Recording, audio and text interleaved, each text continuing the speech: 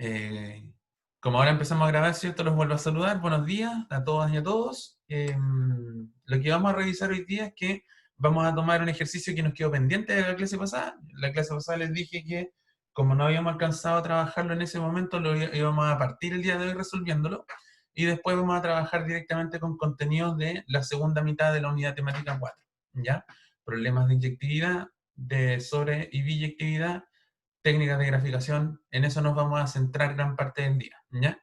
Son las 8:43, tenemos tiempo hasta las 10, ¿cierto? Pero estos son 80 minutos, entonces les voy a pedir que tipo 9:20 me peguen una frenada, igual que la otra vez, ¿ya? Si a las 9:20 sigo hablando, alguien me escribe por el chat para que yo haga la pausa correspondiente.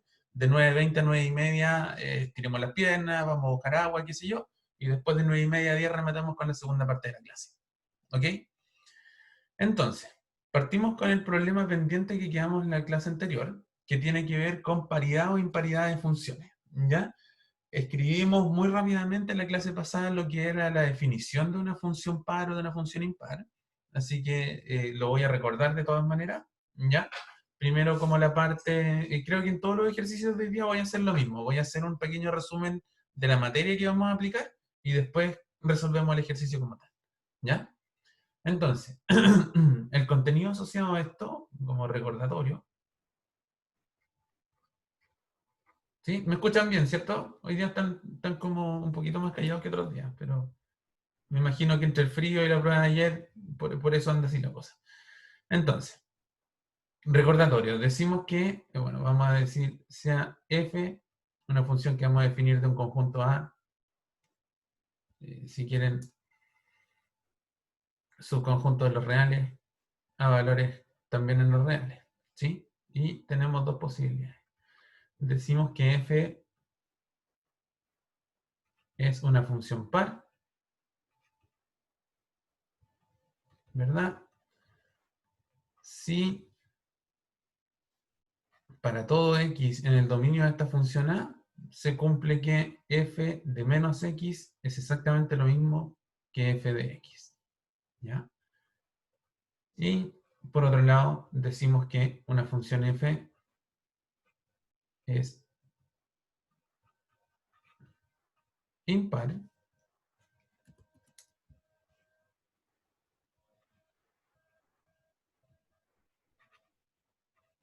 si para todo x en A lo que ocurre es que f de menos x entonces es menos f de x. ¿Ya? Esto es la definición estrictamente teórica de lo que es una función par y a partir de esto uno puede revisar ejemplos, ¿cierto? Eh, por ejemplo, si uno toma la función f de x igual a x cuadrado, uno puede decir que esta función es par. ¿Ya? O sea, digamos que esto es una cosa que uno sabe más o menos. ¿Cómo podemos verificar que esta es una función par? ¿Qué pasa si yo calculo f de menos x? Esto me va a dar menos x al cuadrado. Me resulta que menos x al cuadrado es lo mismo que menos x por menos x.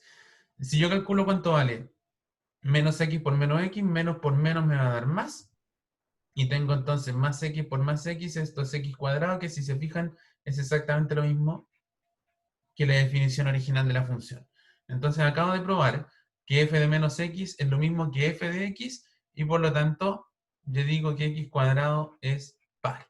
¿Se entiende eso de ahí? Ese es un ejemplo más bien directo de lo que es una función par. Lo que me interesa es que se entienda la técnica de cómo lo hace uno para demostrar. ¿Sí? Lo que uno hace para demostrar que una función es par o impar es calcular, carepalo, cuánto vale f de menos x. Si me da f de x, entonces la función es par. ¿Ya? Otro ejemplo que uno puede conversar directamente por acá es la función, por ejemplo, hay varias funciones impares, pero podríamos pensar en x cubo. ¿Ya? Si yo tomo la función x cubo y ahora quiero calcular cuánto vale f de menos x, entonces resulta que esto me queda menos x al cubo, que como bien sabemos esto es menos x por menos x por menos x, y ahora lo que va a pasar es que, bueno, ese menos con ese menos me va a dar más, así que x por x, x cuadrado, por menos x, esto me da menos x al cubo.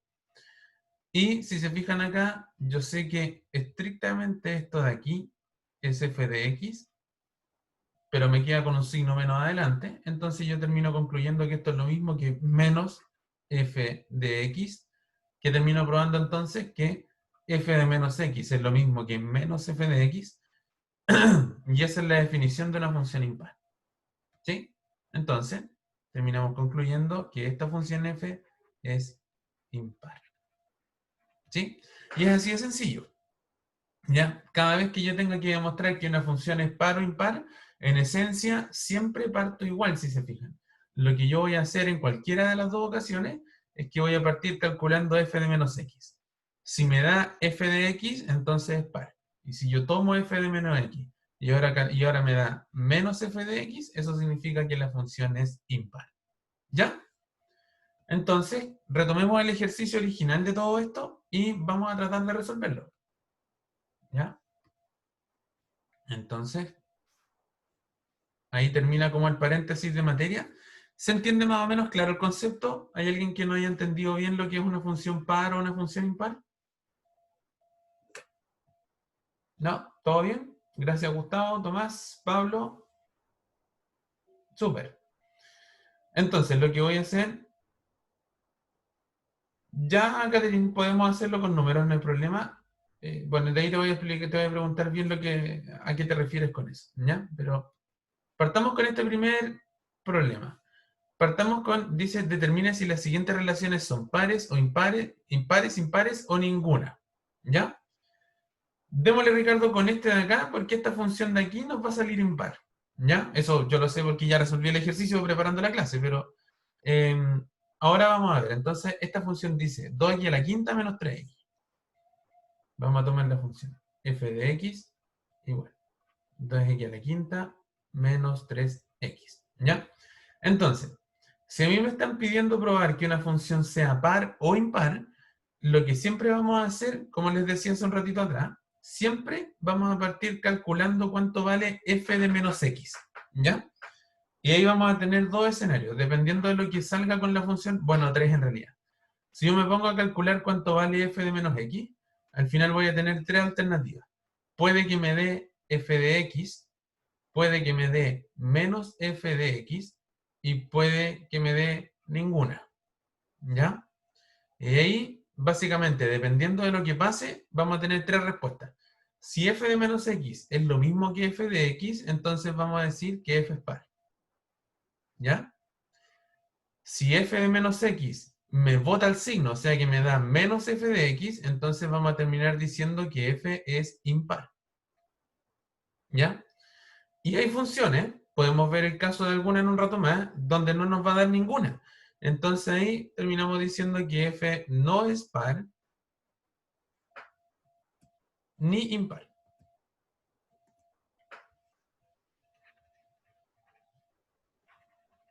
¿Ya? Otra cosa que uno sabe un poco de las funciones pares o de las funciones impares es que sus gráficos tienen una propiedad más bien simpática, que lo podríamos revisar en el graficador en un rato más. ¿Ya? Dicho esto de acá, tenemos este primer ejercicio que nos piden calcular, nos piden probar que esta función sea par, impar o ninguna. Entonces, vamos a seguir la misma técnica de siempre y vamos a tomar cuánto vale f de menos x. ¿Ya? Entonces, calculemos cuánto vale f de menos x. Entonces, básicamente, cada vez que antes decía x, yo voy a decir menos x. ¿Sí? O antes de hacer esto, si quieren, fíjense lo que pasa por acá. Por ejemplo, ¿qué pasa si yo voy y, como decía Catherine por acá, calculemos esta función en un punto cualquiera? Por ejemplo, evaluemos esta función en x igual 2. Si yo evalúo esta función en x igual 2, me va a dar 2 por 2 a la quinta menos 3 por 2. ¿Verdad? Lo que hice fue evaluar donde decía x, yo pongo el número 2. Entonces esto me va a dar 2 por 2 a la quinta. 2 a la quinta es 2, bueno, es a la cuarta, al cuadrado 4, después viene el 8, el 16, 32. Entonces esto me queda 2 por 32 menos 3 por 2, que es 6. 2 por 32 es 64 y 64 menos 6 es 58. ¿Sí? Entonces yo calculé cuánto vale la función f evaluada en 2. Por otro lado, calculemos cuánto vale f evaluado en menos 2. ¿Ya? Si yo tomo f evaluado en menos 2, entonces esto me va a dar 2 por menos 2 a la quinta, menos 3 por menos 2. 2 por menos 2 a la quinta de nuevo, es el menos 2 a la quinta, primero tengo el menos 2, después tengo el 4, después tengo el menos 8, después tengo el 16 y después tengo el menos 32. ¿Sí? Entonces esto me va a quedar 2 por menos 32 menos 3 por menos 2, que al final me va a quedar más 6. ¿Sí? 2 por menos 32 es menos 64, más 6, y esto me va a dar entonces menos 58. Entonces fíjense, como f evaluado en 2 me dio 58 y f evaluado en menos 2 me dio menos 58, aquí tenemos una primera sospecha de que esta función va a ser impar. Porque f evaluado en 2 me dio lo mismo que, perdón, porque f evaluado en menos 2, que es lo que yo tengo aquí abajo, me dio exactamente lo mismo que menos f evaluado en 2. ¿Sí? Antes me había dado 58 y ahora me dio menos 58. ¿Se entiende bien ese ejemplo hasta ahí? Si yo evalúo en 2 y en menos 2, ¿queda más o menos clara la película? ¿Me responden por el chat, please? Perfecto, gracias Diego. Cristóbal, John, muchas gracias. Pablo, Benja también. Catherine, perfecto. Gracias, Tomás. Entonces, fíjense que esto todavía no me permite decir que la función es par o impar, ¿ya? Aquí yo tengo una tincada, digamos. Como el 2 y el menos 2 funcionó, entonces uno dice, ya, puede que esta función sea impar, pero fíjense que la definición de función impar me pide que todos los x del dominio hagan esa gracia. No me sirve el puro 2, ¿ya? Entonces ahora lo que vamos a hacer es que vamos a evaluar en un menos x cualquiera y vamos a ver qué pasa con la función. Entonces, ahora sí, yo voy a tomar esta función y la voy a evaluar en menos x. Entonces, esto me decía 2 por menos x elevado a la quinta menos 3 por menos x. ¿Sí? Así como yo evalué en menos 2 acá, ahora en vez de un menos 2 voy a evaluar en un menos x cualquiera y me queda esta propiedad, y me queda esta, digamos, este desarrollo de acá. ¿Ya? Fíjense entonces que ahora ya digo 2 por menos x a la quinta. Si yo calculo menos x a la quinta, me queda menos x, x cuadrado, menos x cubo, x a la cuarta, menos x a la quinta. Entonces al final esto me va a dar 2 por menos x a la quinta, y menos 3 por menos x me va a dar más 3x. ¿Sí? 2 por menos x a la quinta es lo mismo que menos 2x a la quinta más 3x. ¿Sí? Y hagamos un paralelo por acá. Recordemos en todo momento que la función f de x era x a la quinta menos 3, perdón, 2x a la quinta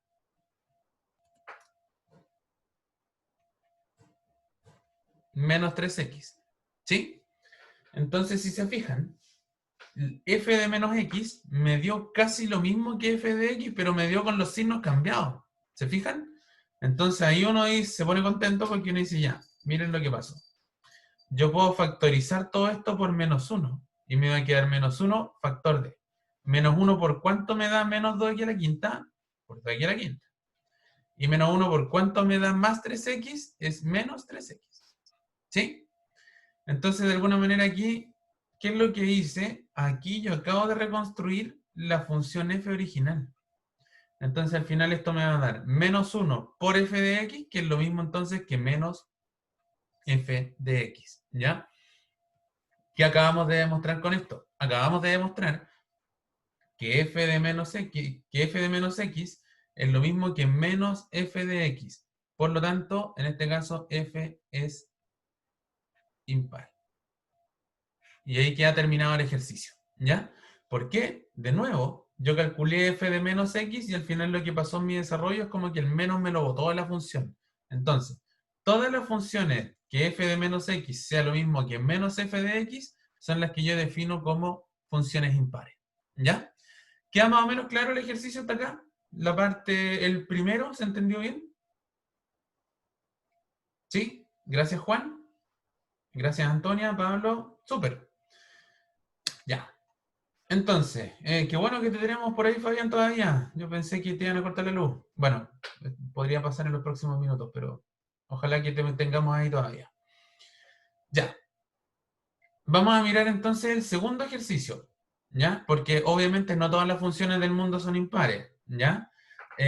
Ahora miremos esta de acá, que es un poquitito más difícil de trabajar, qué sé yo, que es 1 más x cuadrado partido por el valor absoluto de x, ¿ya? Vamos a trabajarla aquí abajo. Entonces, el segundo ejercicio es g de x igual a 1 más x cuadrado partido por valor absoluto de x. ¿Cierto? Eso es lo que decía acá arriba. 1 más x cuadrado partido por valor absoluto de x.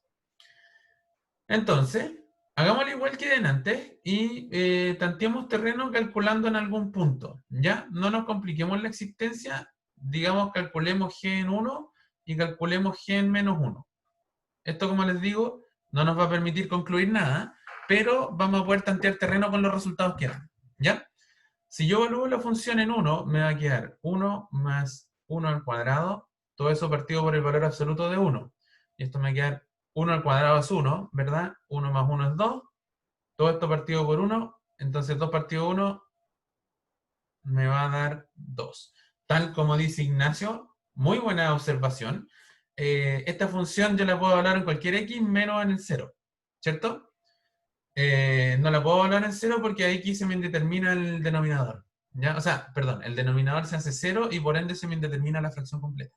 ¿Ya? Por eso no puedo evaluar en 0, así que hay que buscar otro punto que sea fácil de evaluar y por eso dijimos, ok, el 1 y el menos 1. ¿Ya? ¿Qué pasa por otro lado? Si yo calculo g de menos 1, entonces me va a quedar 1 más, en este caso, menos 1 al cuadrado, todo eso partido por el valor absoluto de menos 1. Pero menos 1 al cuadrado es menos 1 por menos 1, que es 1. Entonces arriba me va a quedar 1 más 1, que sigue siendo 2. Y el valor absoluto de menos 1, que de todas maneras es 1. Entonces esto de nuevo me va a quedar 2 partido 1 y esto me va a quedar 2. ¿Ya? Entonces, fíjense que aquí esto de nuevo nos sirve, como les decía anteriormente, para desarrollar una tincada. ¿Cuál es esa tincada? Nosotros hasta aquí estamos viendo que g de menos 1 y g de 1 son iguales. Entonces, como dice Fabián, perfecto, esto tiene pinta de función par. Entonces, ahora, ¿qué es lo que vamos a hacer? Vamos a tomar g evaluado en un menos x cualquiera y vamos a tratar de probar que nos va a dar exactamente g de x. ¿Ya? Entonces, igual que antes, g de menos x cuando yo lo evalúe acá me va a dar 1 más menos x al cuadrado partido por el valor absoluto de menos x. ¿Sí? Si yo desarrollo esto, me va a quedar 1 más menos x al cuadrado es menos x por menos x, y acá abajo sigo teniendo el valor absoluto de menos x. Menos x por menos x ya lo hemos conversado anteriormente, esto da x cuadrado, así que arriba me quedó 1 más x cuadrado, y aquí es donde hay que aplicar una propiedad importante del valor absoluto. ¿Qué pasa con el valor absoluto de menos x y el valor absoluto de x? ¿Qué dicen ustedes? ¿Esos son iguales? ¿Son distintos? ¿Cómo anda la cosa?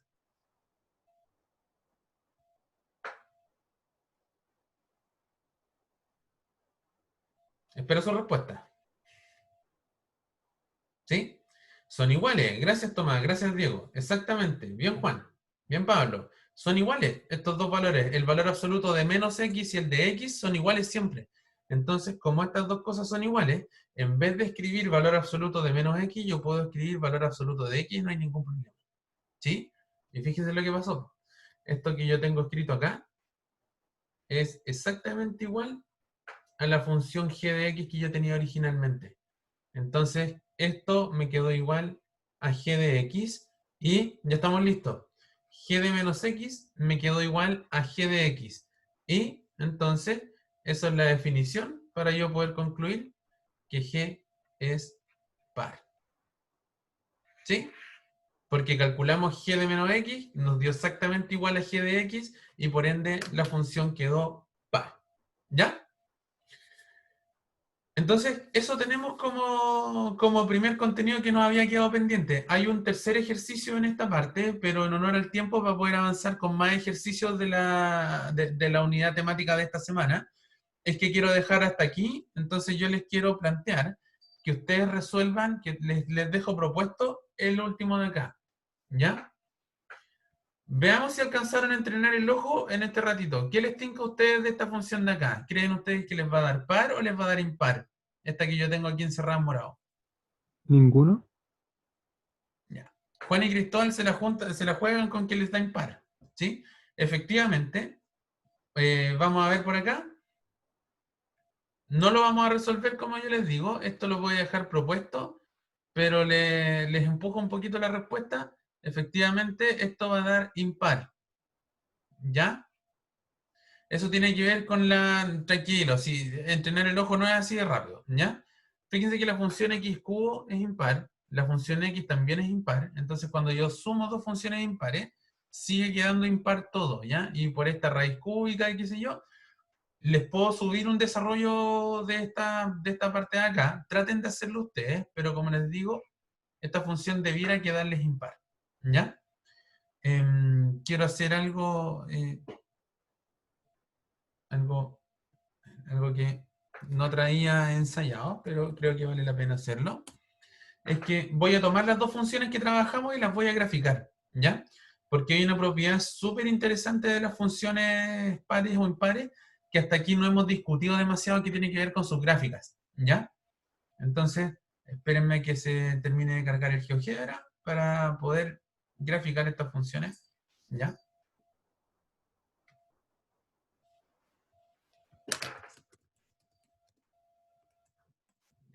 Entonces, les voy a compartir pantalla ahora. Sí, todos debieran estar viendo un graficador en este preciso momento. ¿Ven bien? No, no tengo nada graficado todavía, pero hay un plano cartesiano aquí, digamos, y voy a poner funciones. ¿Están de acuerdo? Sí, ¿se ve bien? Gracias, Fabián. Gracias, Shakti. Entonces, fíjense que yo aquí voy a poner la función, la primera de ellas, que era 2x a la quinta. ¿Se acuerdan? Más 3x parece que decía la función, ¿cierto? Entonces, esta es la primera función, yo le pongo graficar acá y aquí me apareció este grafiquito de acá. Vamos a ver si puedo ajustar los ejes un poco. No, al revés. Ah, era menos 3x, la arreglo al tiro. Gracias, Madeleine. No, demasiado. Aquí estoy jugando un poquito con la proporción de los ejes, ¿ya? Pero entonces, menos 3x, ¿ya? Ahí sí, porque además entretenía la función. Si se fijan acá, aquí yo alteré un poquito la proporción de los ejes. Si se fijan, Catherine, GeoGebra, el chiste que tiene es que es de las dos. Uno puede descargar la aplicación, pero además también es una página donde uno puede graficar online. ¿Ya? Eh, Pueden buscarla. Dame un segundito. Me acaba de entrar una duda sobre si esta página es .com o .org. Dame un segundo. .org. ¿Sí? Entonces, ustedes buscan acá, geogebra.org. Ahí les puse en el chat cómo es la página web. Y tal como les dice Diego, esta cuestión les lleva de todo, digamos. Yo aquí tengo una aplicación de escritorio que la descargué y la instalé en mi computador. Uno también puede graficar de manera en línea para no tener que andar descargando cuestiones.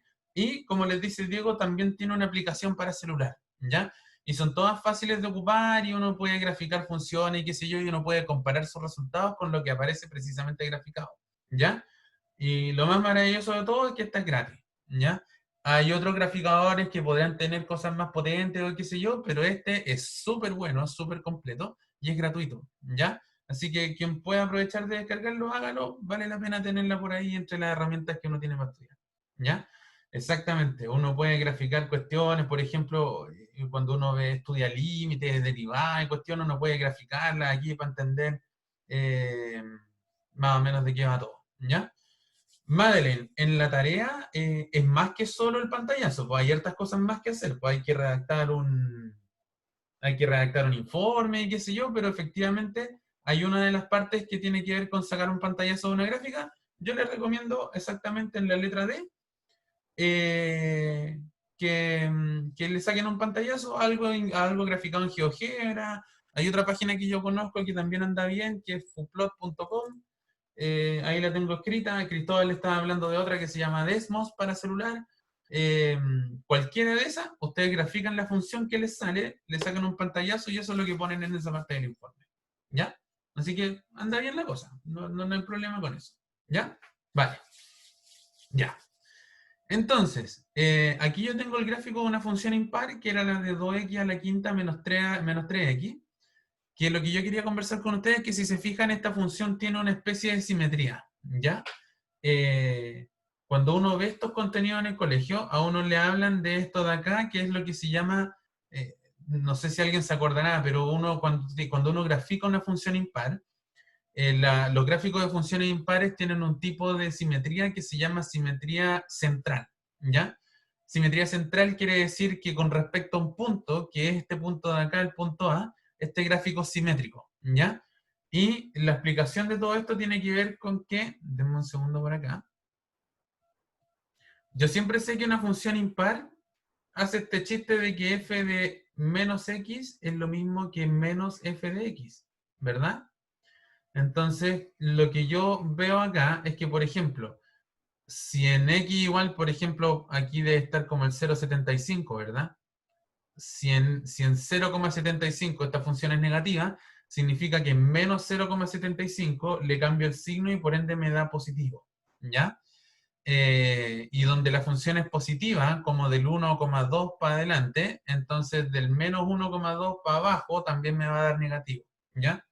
Esta simetría se explica por este cambio de signo que hay aquí, y es que entonces yo siempre voy a saber, cuando grafique una función par, siempre me van a aparecer este tipo de, una función impar, perdón, siempre me van a aparecer este tipo de simetrías. Todo lo que sea para acá se refleja con respecto al origen al otro lado, ¿ya? Entonces, una de las gracias de las funciones impares es que me basta con conocer la mitad del gráfico y la otra mitad la reflejo con respecto al origen, ¿ya? La otra función que nosotros estuvimos trabajando en este ejercicio era 1 más x cuadrado. Recordarán ustedes, ¿cierto? Y todo esto dividido, le vamos a poner, así se escribe el valor absoluto de x, ¿ya? Y queda ese gráfico súper loco que está ahí, que es el que quedó en azul. Vamos a borrar el gráfico de f para no confundirnos con la otra, ¿ya? La simetría de las funciones pares viene explicada porque en una función par uno sabe que f de menos x es lo mismo que f de x. Entonces, por ejemplo, si acá vale 1, al otro lado también tiene que valer 1. Si por acá en el 2,5 vale más o menos 3, entonces en el menos 2,5 también tiene que valer más o menos 3. Entonces, si se fijan, todo lo que pasa del 0 hacia la derecha se refleja en el eje se refleja hacia el lado negativo, pero es como que yo hubiera puesto un espejo aquí en el eje de la Y, ¿sí? Ya no es una simetría central con respecto al origen, sino que ahora tengo una simetría con respecto a este eje, ¿ya? Este tipo de simetrías se llaman simetrías axiales. Simetría axial. Y eso quiere decir axiales de un eje. Entonces yo pongo en el eje Y una especie de espejo, y si yo puedo graficar todo el lado positivo, el lado negativo lo reflejo automáticamente y no pienso más en el gráfico de la función, ¿ya? Por eso es que a uno le gusta estudiar funciones que sean pares o impares, ¿ya? Porque así uno puede saber al tiro, con una mitad del gráfico, cómo se comporta la otra. ¿Se entiende más o menos bien hasta ahí? ¿Sí? ¿Me van cachando bien? Gracias, Pablo, Juan, Antonia. Entonces, con eso quedamos por ahora en términos de paridad o imparidad de funciones, ¿sí? Ahí, como les decía, yo les dejo propuesto el último ejercicio, que era esta raíz cúbica, qué sé yo. Se trabaja igual que las anteriores y van a poder determinar, como les decía, que esta función va a quedar impar, ¿ya?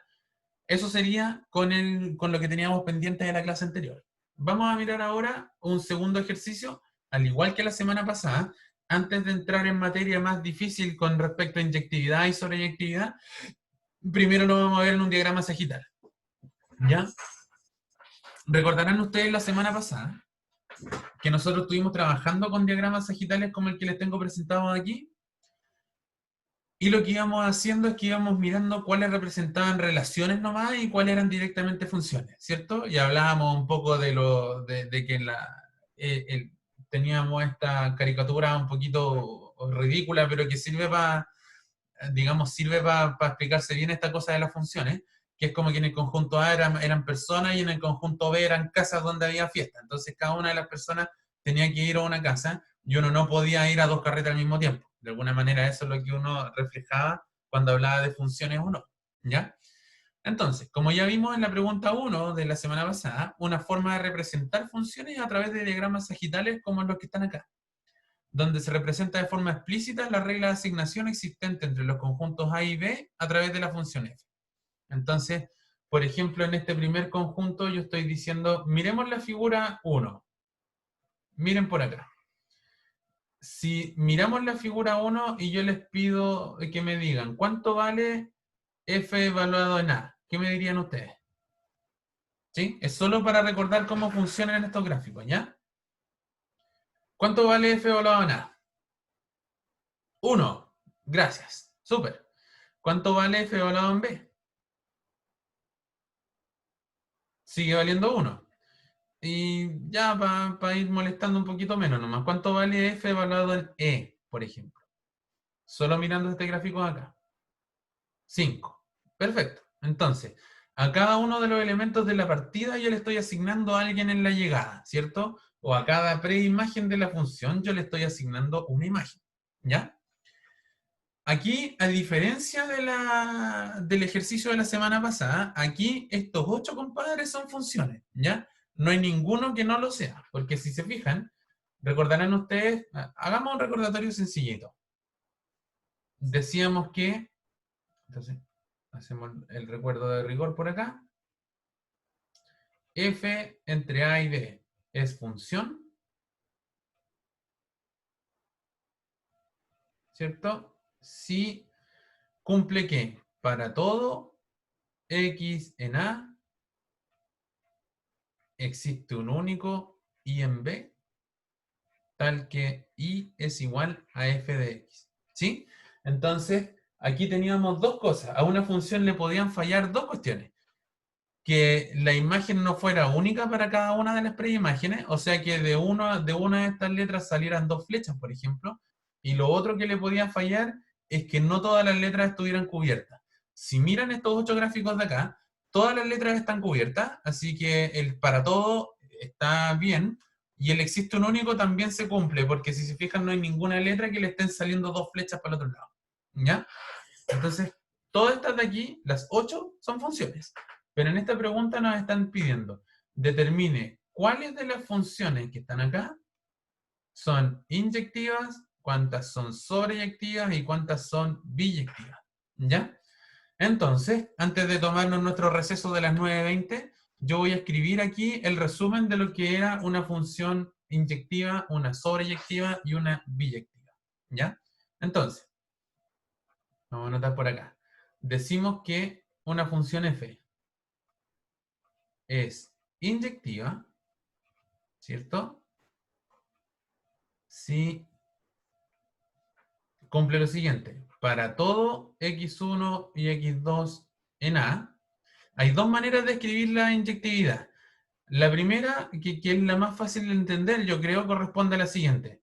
Si yo tomo dos elementos distintos en la partida, entonces sus imágenes tienen que ser distintas. Por eso, cuando uno habla de funciones inyectivas, también dependiendo del libro, por ejemplo, si toman un libro que esté escrito o traducido en España, se van a encontrar que no dice función inyectiva, dice función 1 a 1.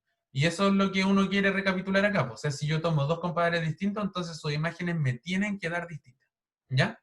O de otra manera, otra forma de representar, de escribir la inyectividad es por contrarrecíproca. Ustedes, como buenos estudiantes del curso de matemáticas discretas, saben que si P implica Q es verdad, entonces no Q implica no P también es cierto. Entonces, si yo tomo dos compadres, tales que sus imágenes son iguales, entonces esos dos compadres no eran nada dos compadres, sino que era el mismo tomado dos veces. Entonces, si yo tomo dos elementos que tienen la misma imagen, entonces en realidad era el mismo elemento en dos ocasiones. ¿Ya? Miremos por aquí arriba y yo les pregunto, por ejemplo, ¿qué opinan de la figura 1? ¿Es inyectiva, sí o no, y por qué? ¿Qué dice el público? Fabián dice que no es inyectiva, Shakti también dice que no, Ignacio dice lo mismo, también dice que no. ¿Alguno de los tres se la juega explicando? ¿Por qué les tinca que no es inyectiva? El A y el B le van al 1, correcto. Entonces, si se fijan, por lo mismo que nosotros anotamos acá arriba, tanto A como B, obviamente estamos asumiendo que A y B son elementos distintos. Tengo dos elementos distintos, pero que llegaron a la misma imagen. Entonces me rompe la inyectividad aquí abajo, porque, de nuevo, yo tomé dos elementos distintos, pero las imágenes me dieron iguales, no me dieron distintas. Y si yo lo pienso al revés, fíjense que, por ejemplo, yo sé que f de A y f de B son iguales en la figura 1, pero el X1, perdón, el A y el B son evidentemente distintos. ¿Sí? Entonces, claro, porque tienen una imagen en común, entonces estos dos compadres de acá son distintos, pero me dieron la misma imagen. Así que yo sé que eso de ahí no es inyectivo, la figura 1. Y tal como dice Catherine, esto me pone contento, porque significa que estamos entendiendo bien la cosa, la figura 2 sí es inyectiva, ¿ya? Porque cada elemento distinto lleva a imágenes distintas, ¿ya? Rápidamente, mirando estos 8 dibujos de acá, ¿cuál otro es inyectivo? Hay uno más. Miento, hay dos más. La H es inyectiva, correcto, Cristóbal. ¿Igual más? La E. ¿Están todos de acuerdo? Brian también dice que la E es inyectiva, ¿sí? Efectivamente, la figura B, la figura E y la figura H, todas esas son inyectivas, ¿ya? Porque todos los elementos de A les corresponde a un compadre distinto en B, ¿ya? Y eso es lo trascendental. Fíjense que en la definición de función, por ejemplo, la figura C es una función perfecta, pero esa es la función menos inyectiva de todas porque me lleva a todos los compadres al mismo elemento. Entonces son todos distintos, pero las imágenes son todas iguales. Entonces inyectivo no es. ¿Ya? Antes de tomarnos la pausa, sé que son justo las 9:20, pero necesito escribirles lo que es la definición de sobreyectividad para discutir en un rato más. Decimos que F es sobreyectiva si lo que cumple entonces es que para todo y en B existe un X en A tal que Y es f de X. ¿Ya? Esto, si se fijan, es muy parecido a la definición de función como tal. ¿Ya? Pero lo que yo estoy pidiendo acá, si se fijan bien, es que yo estoy pidiéndolo al revés. Yo antes decía que todos los elementos del dominio tienen que tener una única imagen. Aquí lo que yo estoy pidiendo es que todos los elementos del recorrido o de la imagen, o sea, que todos los de la llegada tengan a alguien en la partida. ¿Ya? Esto se parece mucho a la definición de función, pero anda al revés. Por ejemplo, yo voy a mirar aquí de nuevo la figura. Perfecto, Pablo. Centremos nuestras miradas de nuevo en la figura 1. Entonces, para que la función sea sobreyectiva, yo necesito que todos los elementos de la llegada tengan a alguien correspondiente en la partida. Entonces yo veo, el 1 anda bien, porque el 1 de hecho le llegan dos imágenes, dos preimágenes. Da lo mismo que le llegue una, dos o mil. Yo necesito que le llegue por lo menos una. ¿Ya? Si miro el 3, también le llega a alguien, así que correcto. Al 4 también le llega a alguien y al 5 también le llega a alguien. El problema lo tenemos con el 2. ¿Sí? Si lo miramos con esta alegoría que teníamos de las casas, como que a la casa 2 no fue nadie. ¿Ya? Entonces, como este elemento no llegó ninguna preimagen, entonces esta función no es sobreyectiva. ¿Ya? ¿Qué más que de las imágenes que tienen acá? ¿Cuáles según ustedes son sobreyectivas? ¿Cuál les tinca que es sobreyectiva? La B, si yo miro la B, El 1 tiene preimagen, el 2 también, el 3 también, el 4 también, el 5 también. Correcto, esto es sobreyectivo. ¿Ya?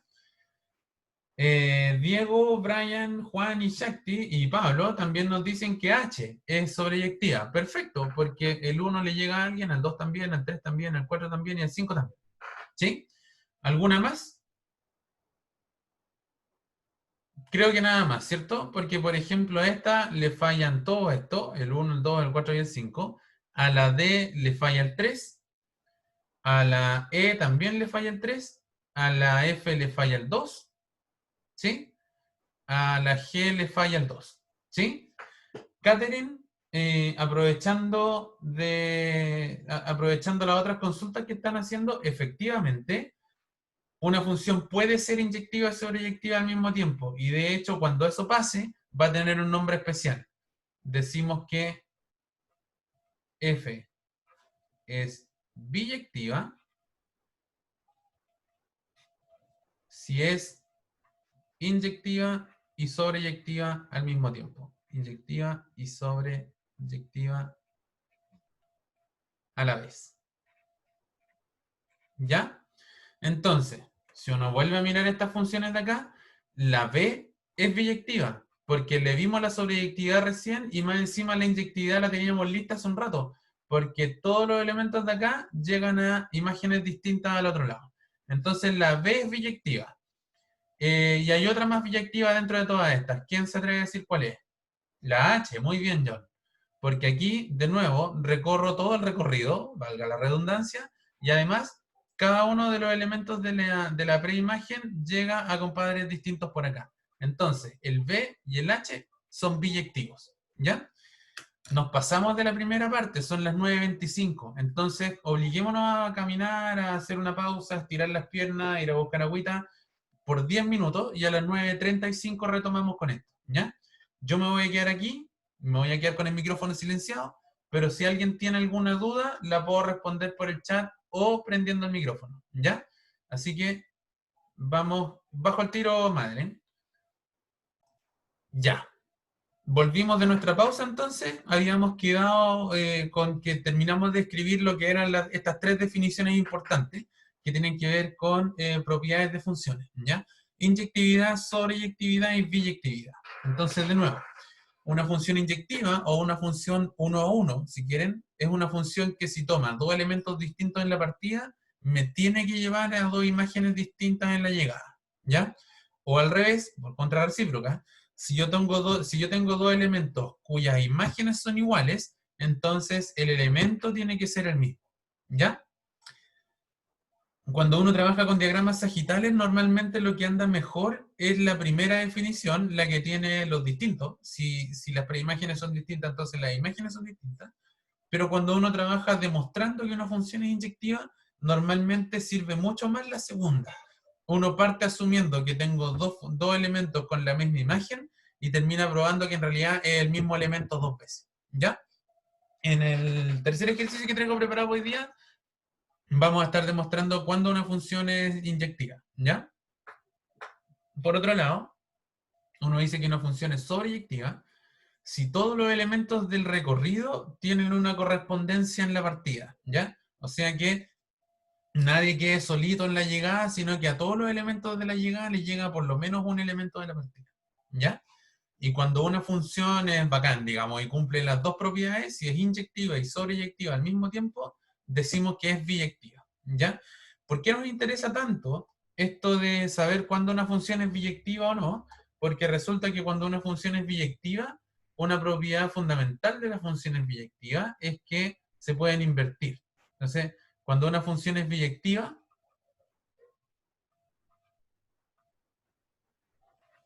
se puede invertir. ¿Ya? ¿Y a qué nos referimos cuando uno habla de la función inversa de otra? Es básicamente, por ejemplo, vamos a mirar los diagramas sagitales de acá arriba. Nosotros habíamos conversado recién, voy a borrar algunas de las rayas que tenemos aquí. Antes de irnos a nuestra pausa, conversamos que la función, déjenme terminar de borrar todo esto. Habían dos funciones que tenían pinta de biyectiva, ¿cierto? Que era la B y la h. ¿Están de acuerdo conmigo hasta ahí?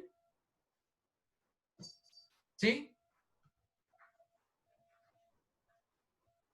Perfecto. Gracias, Pablo. Entonces, Ignacio, Alonso, Madeleine, perfecto. Entonces, cuando estas funciones son biyectivas, fíjense que lo que uno puede hacer es como dar vuelta el sentido de esta función. Y, por ejemplo, voy a tomar la figura 2 y voy a graficar lo que sería su inversa. ¿Qué es lo que hace una función inversa? Como bien lo indica su nombre, hace toda la pega al revés. Entonces, voy a partir en el conjunto B y voy a llegar al conjunto A. En el conjunto B yo voy a poner los elementos del conjunto B, que son el 1, el 2, el 3, el 4 y el 5. Y aquí voy a poner el A, el B, el C, el D y el E. ¿Ya? Y lo que hace la función inversa es que, por ejemplo, si f me llevaba de la A hasta el 1, entonces la inversa me va a llevar del 1 hasta la A. Si la f me llevaba del b al 2, entonces la inversa me va a llevar del 2 al b. Y en este caso del 3 al c, del 4 al d y del 5 al e. ¿Y cómo le llamo a esta cuestión de acá? Le digo f a la menos 1. ¿Ya? ¿Cuál es la gracia de definir funciones inversas y por qué nos interesan y por qué nos gustan las funciones inversas?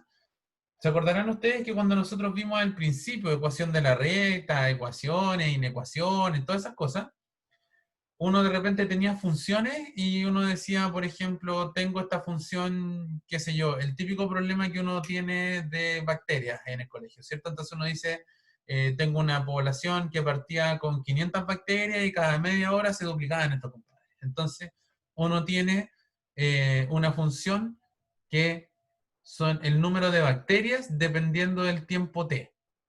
Pero a veces a uno no le va a interesar el número de bacterias, sino que les va a interesar el tiempo que se demoran en llegar a un número particular, ¿sí?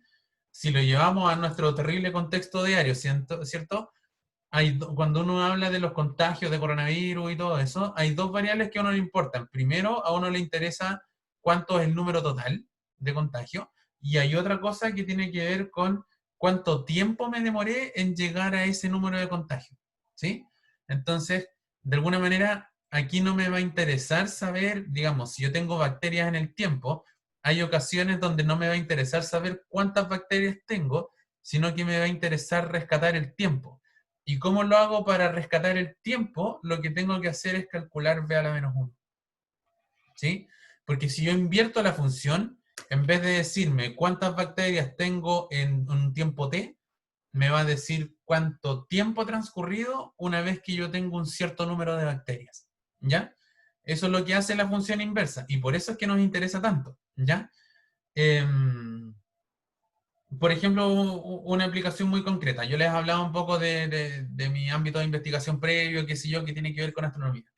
Cuando uno toma imágenes de una estrella y quiere saber más o menos cuál es la composición de esa estrella, obviamente uno no puede viajar hasta la estrella, tomar una muestra, volver y saber qué es lo que hay. ¿Sí? Entonces uno, por ejemplo, a partir del patrón lumínico, a partir de las ondas que emite la luz de esa estrella, uno puede saber a la inversa cuáles son los elementos químicos que la componen. Entonces, uno siempre tiene clarito cuál es la luz que emite un elemento químico particular, ¿ya? Porque uno de alguna manera tiene la función al revés, ¿sí? Entonces yo tomo la muestra, o sea, yo tomo la imagen de la estrella y a partir de la luz que recibo, me interesa saber qué elemento hay adentro. Ahí también hay una función inversa metida por medio, ¿ya? En el contexto de las matemáticas hay todo un ámbito que se llama de los problemas inversos, donde muy a grandes rasgos se trata de invertir funciones, ¿ya? Obviamente, invertir funciones no es algo que va a ser tan sencillo siempre, obvio, pero en este contexto al menos nos vamos a preocupar de aprender a invertir algunas funciones cuando podamos, ¿ya?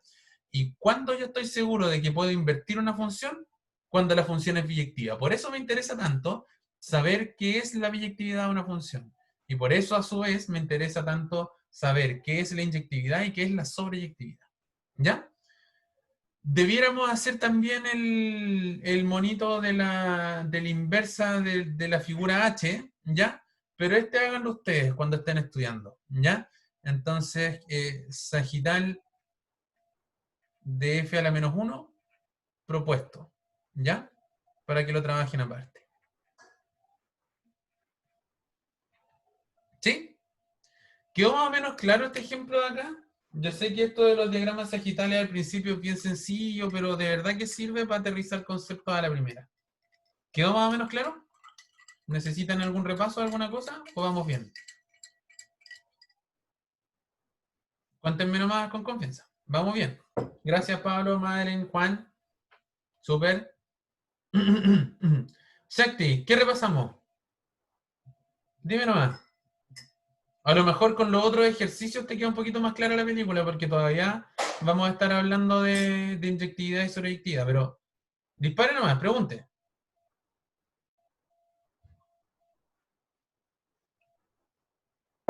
Ah, lo de la inversa. Ya. Cuando una función sea biyectiva, y de hecho, aprovechemos, esto es algo que quería decir y que no alcancé a conversar. Fíjense que nosotros decimos que la función yo la puedo invertir siempre que sea biyectiva. Y para que sea biyectiva, ¿cierto? Yo tengo que saber sobre inyectividad y sobreyectividad de la función. Miren esta de acá. Miren la figura C. Si yo tratara de invertirla, tendría que tener un mono que parte en B, que llega a A. Tratemos de hacerlo por acá.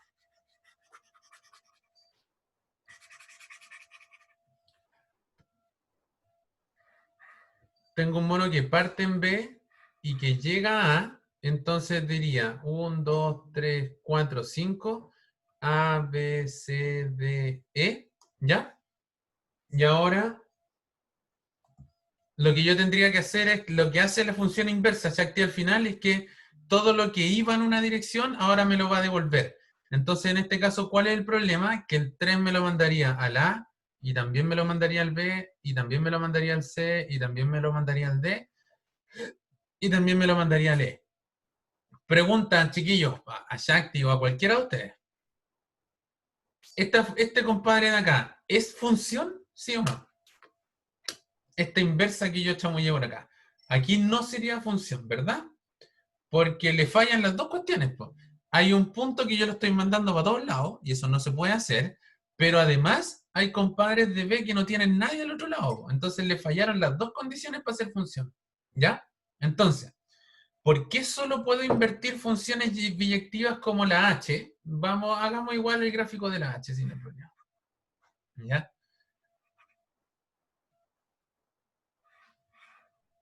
A, B, C, D, E. ¿Por qué puedo invertir funciones como la h? Porque es inyectiva y biyectiva al mismo tiempo. Entonces, como la f me mandaba del C al 1, la inversa lo que va a hacer es que me va a mandar del 1 al C. En vez del C al 1, yo me devuelvo. El 5 me lo va a mandar a la B, ¿cierto? Perdón, el del C al 1, sí, estoy bien.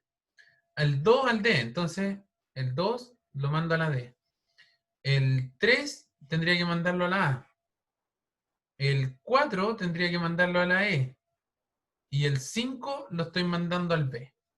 ¿Ya? Entonces, si se fijan, es súper importante que las dos... ¿qué opinan de esta de acá? ¿Esta sí funciona o no? Sí, Cristóbal dice que sí, Madeleine también. Efectivamente, esta de acá sí es función. ¿Ya? Igual que lo que dice Pablo. ¿Por qué sí es función? Porque como la original era inyectiva, entonces compadres distintos iban a imágenes distintas. Entonces cuando yo me devuelva, no se me van a repetir cosas como en la figura 3.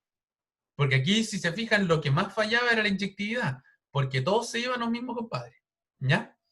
Y además, si es que una función es sobreyectiva, significa que toda la llegada tiene preimagen. Entonces, toda la llegada le voy a poder tirar flechas para el lado. Entonces, la inyectividad me asegura el existe un único y la sobreyectividad me asegura el para todo de las funciones. Entonces, por eso, cuando una función es biyectiva, yo la puedo invertir y la inversa es la que hace la pega al revés nomás. Entonces, si la A se iba al 3, entonces la inversa me manda el 3 a la A. Y así con todos los otros elementos. ¿Se cacha un poquito mejor ahí, Shakti? Cuéntame. ¿Sí? Perfecto. Eso era lo que teníamos que repasar. Impecable. Vamos entonces, miremos de qué se trata el segundo ejercicio. Bueno, el tercero ya del día. ¿Ya? Aquí nos dicen, determine si las siguientes funciones son o no inyectivas, ¿ya? Entonces lo que yo voy a hacer con ustedes es que voy a demostrar que la A sí es inyectiva, voy a probar que la C no es inyectiva y la otra las pueden trabajar ustedes porque se hacen tal cual como voy a trabajar yo ahora, ¿ya? Disculpen que si no se me va a enfriar esa taza. Entonces, nos piden probar, nos dicen, determine si estas funciones son inyectivas o no. Vamos a tomar la función A, que dice f de x igual a menos x más 4, ¿ya? Y lo que vamos a hacer para probar que es inyectiva, anotemos de nuevo la definición. Voy a anotar una de las dos que era la que decía esto. Para todo par de elementos x1, x2 en A, si las imágenes son iguales, entonces el compadre es igual, o las dos preimágenes son iguales, ¿ya? Que esta es la contrarrecíproca de decir que si son distintos, entonces sus imágenes son distintas, ¿ya? No vamos a trabajar con esta segunda línea, de hecho prefiero borrarla. Vamos a trabajar con la inyectividad exclusivamente de acá. Voy a partir tomando entonces, vamos a decir, sean x1 y x2 elementos del dominio de A, del dominio de F, perdón. Rápidamente, chiquillos, ¿cuál es el dominio maximal de esta función? ¿Dónde la puedo hablar yo sin ningún problema? Tratamos de recordar cosas de la semana pasada.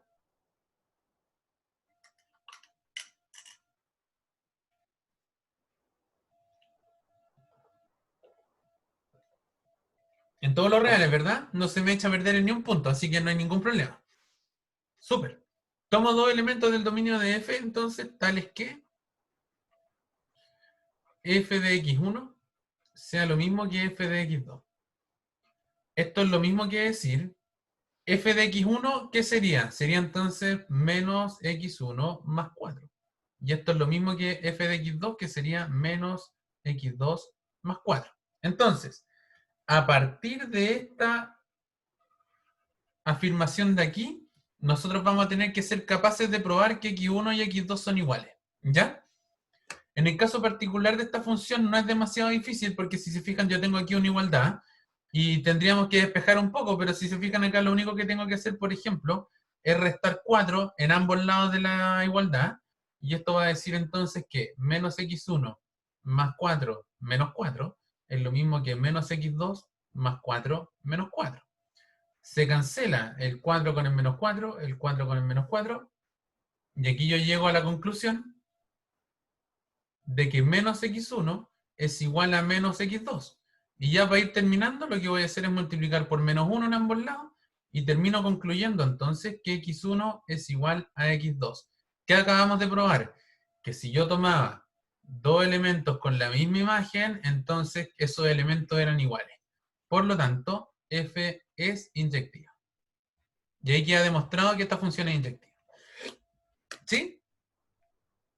¿Queda más o menos claro? Eso es más o menos la definición de inyectividad. Yo parto asumiendo que los dos primeros son iguales y puedo concluir que las preimágenes son iguales también. ¿Ya?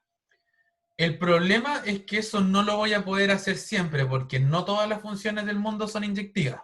¿Ya? Entonces ahora miremos la letra C. Pero antes de mirar la letra C, quiero saber si es que hubiera alguna duda. Efectivamente, Pablo, es bien parecido a probar paridad o imparidad de funciones, porque al final lo que va a pasar es que tú vas a poder verificar si es que son iguales o distintas nomás en este caso. ¿Sí? ¿Alguna duda, chiquillos? Me parece que alguien había prendido el micrófono. Quizá me equivoqué.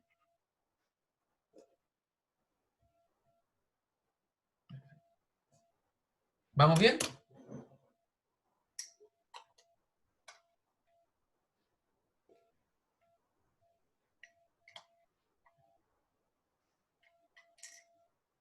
Ya. Gracias, Madeleine. Ya, pues. Entonces ahora lo que yo voy a mostrarles es que voy a trabajar ahora con una función que no es inyectiva. Y nos vamos a dar cuenta por qué. Entonces, exactamente, Catherine. Para probar inyectividad, uno siempre tiene que tratar de despejar las X, ¿ya? Más que despejarlas, uno tiene que probar que son iguales. Pero eso siempre es la pega, ¿ya? Yo pesco mi función rara, ¿cierto? Y tengo que ser capaz de despejarlas después. ¿Ya? Fíjense lo que vamos a hacer acá. Entonces, sean de nuevo x1 y x2 en el dominio de f, tales que. Vamos a pedir entonces que f de x1 sea igual a f de x2. ¿Qué significa esto? Apliquemos la definición. F de x1 es valor absoluto de x1 más 1.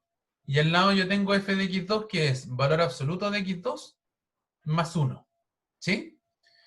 Hacemos una pega similar a la de antes. Si yo resto 1 en ambos lados, esto es lo mismo que decir que valor absoluto de x1 más 1 menos 1 es lo mismo que valor absoluto de x2 más 1 menos 1. Cancelamos aquí los términos. Y aquí me termino concluyendo entonces que x1 es igual a x2 en valor absoluto. Entonces la pregunta del millón es, y dejo la pregunta abierta, chiquillos. Si dos cosas son iguales en valor absoluto, ¿yo puedo concluir que son iguales? ¿Qué opinan ustedes? Me gusta eso. Tajantemente me dijeron que no. Súper. Porque de hecho esto de acá es mentira. ¿Sí? Hay muchos números que tienen el mismo valor absoluto, pero que me dan distintos. Por ejemplo, imagínense que la x1 fuera 3 y que la x2 fuera menos 3. ¿Sí? Entonces, aquí yo no puedo probar que estos dos son iguales. Entonces, como por ejemplo, aquí yo tengo un par de números que me hacen que esto sea mentira.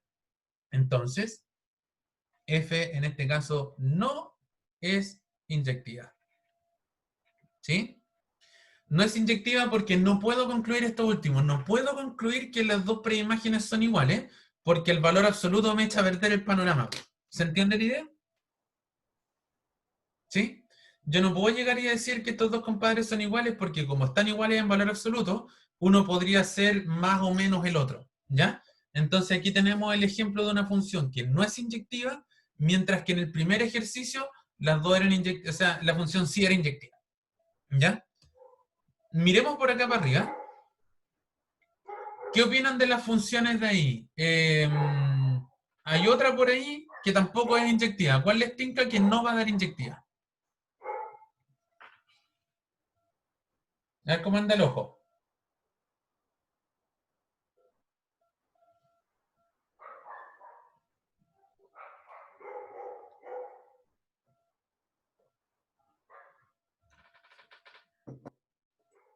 La de la raíz podría ser. Ya habría que mirarla en particular porque, bueno, vamos a ir mirando después con más lujo de detalle todas estas cosas. Pero alguien por ahí, Pablo y Antonia, hablan de la D. Efectivamente, la D tampoco va a ser inyectiva porque yo tengo acá, tengo un x cuadrado, entonces cuando quiera despejar por ahí, ustedes saben que las ecuaciones cuadráticas me botan dos soluciones distintas. Y si yo tengo dos soluciones distintas, entonces ahí podría encontrarme preimágenes distintas para la misma imagen. ¿Sí? Entonces, muy al ojo, la D tampoco es inyectiva. ¿Ya?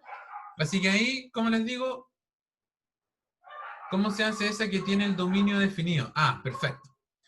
Si uno piensa en x cuadrado más 1, uno podría decir, por ejemplo, mira, el 1 y el menos 1 que son distintos me van a dar la misma imagen. ¿Cierto? Hagamos muy rapidito la B. Si yo pesco esta función de acá, sin mirarle el dominio todavía, yo podría decir, mira, sabéis que esta cuestión no es inyectiva porque yo tengo el f de menos 1, que si lo calculo me da menos 1 al cuadrado más 1, que es 2. Y yo tengo el f de 1 también, que esto me va a dar 1 al cuadrado más 1, que también es 2. Entonces uno dice, ah, mira, pues tengo el menos 1 que claramente es distinto al 1, pero que las imágenes me dieron igual, entonces, chao, no es inyectiva. Pero fíjate que el dominio solo va del 0 hasta el 5. Entonces yo les pregunto a ustedes, ¿el menos 1 está en este dominio? No, pues no está. Entonces ese número a mí no me preocupa, ¿cachai? Así que de hecho esta función de acá sí va a ser inyectiva, porque si te fijas en el dominio yo estoy poniendo solo las soluciones positivas. Y soluciones positivas de una cuadrática voy a tener una nomás. Pues entonces, efectivamente, esta sí va a ser inyectiva, pero porque tiene el dominio restringido. Si yo hubiera tenido el dominio con números negativos, ahí se me pudre todo, porque aquí yo podría encontrar un contraejemplo de dos elementos distintos que me llevan a la misma imagen. ¿Se cachan? Eso es a grandes rasgos lo que uno puede trabajar ahí. ¿Ya? Quiero al menos alcanzar a conversarles de la pregunta 12, ¿ya? Así que si no hay más dudas, me quiero pasar a la otra pregunta. ¿Qué dice el público? Ya, avancemos a la otra pregunta. Gracias, Pablo. Gracias, Madeleine. Gracias, Cristóbal. Gracias, Tomás. En esta me dice, muestre que las siguientes funciones no son sobreyectivas. ¿Ya? ¿Qué significa que una función sobreyectiva? Que una función sea sobreyectiva, perdón. Significa que a toda la llegada le tiene que llegar alguien de la partida. ¿Sí? O sea que no puede haber números solitos al otro lado.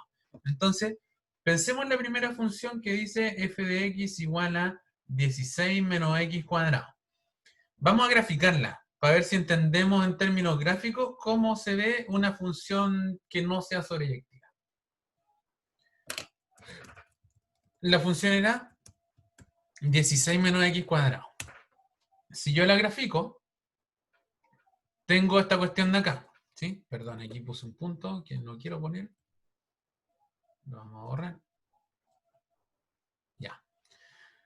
Esta es la gráfica de 16 menos x cuadrado, ¿cierto? Ninguna sorpresa, porque en el fondo tiene coeficiente a igual a menos 1, entonces es una parábola que abre hacia abajo, ¿verdad? Tiene vértice en el punto 0,16, eso también uno lo puede calcular sin mayor inconveniente. Pero aquí pasa algo interesante. Ustedes saben que cuando uno grafica funciones, en el eje de la X yo tengo las preimágenes y en la Y tengo las imágenes, ¿cierto? Entonces yo me podría parar, por ejemplo, en este punto de acá. Y yo les pregunto, ¿hay algún valor de X tal que la función valga 30? Díganme ustedes, ¿sí o no? No hay ninguno, ¿cierto? Porque si no la función andaría molestando por acá arriba. Y resulta que la función venía creciendo, creciendo, creciendo y justo en el 16 se devolvió para abajo. ¿Ya? Entonces, ¿por qué esta función no es sobreyectiva? Porque, por ejemplo, el 30 no tiene preimagen. ¿Se cachó? Fabián, levantaste la mano. ¿Fue un accidente o una pregunta? No, sin querer. Ah, ya. Vale, vale. Entonces, de hecho, uno podría mirar también, por ejemplo, el 20. El 20 tampoco tiene preimagen. ¿Se cacha? Porque no hay ningún elemento que pase por el 20 en mi gráfico. ¿Ya? No así, por ejemplo, si yo miro el 10 tiene dos imágenes. Tiene este punto de acá y este punto de acá. Estos dos valores de x hacen que la función valga 10. ¿Ya?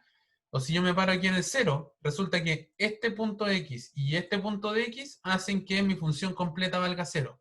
¿Sí? Y así sucesivamente. De alguna manera, del 16 hacia abajo, es que yo tengo todos los elementos bien trabajados en el recorrido, pero como del 16 hacia arriba, no tengo preimágenes. Entonces, por eso esta función no es sobreyectiva, porque hay elementos como el 20, como el 30, que no tienen ninguna preimagen asociada. ¿Se cacha?